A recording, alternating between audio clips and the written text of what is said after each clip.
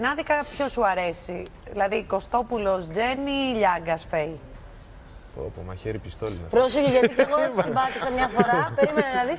Και με κυνηγάει 6 μήνες μετά. Πρόσεχε, να ξέρεις. Ξέρεις τι, βλέπω Νικελόντιο, πειράζει. Καλά κάνεις, αγόρι μου. Παιδικά.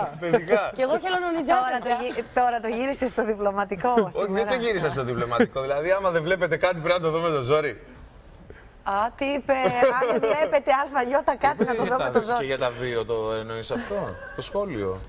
Εντάξει, όχι, μην πω κάτι για τους άνθρωπους. Δεν τη βλέπω, αλήθεια δεν το λέω. Δεν το βλέπεις ή δεν βλέπετε? Δεν το βλέπω. Και τα δύο.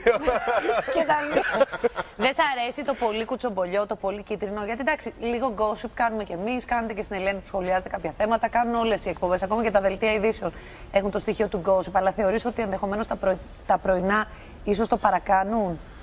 Δεν ξέρω, εγώ το βλέπω ίσως πιο προσωπικό. Άμα μου ταιριάζει κάποιος άνθρωπος θα τον παρακολουθήσω. Αν δεν μου ταιριάζει, δεν θα τον παρακολουθήσω.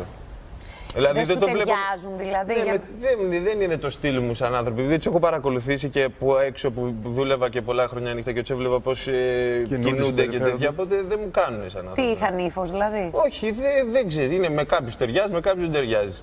Τυχαίνει να μην ταιριάζει. Γενικά, όταν βγήκες και είπες την άποψή σου για το πρωινό.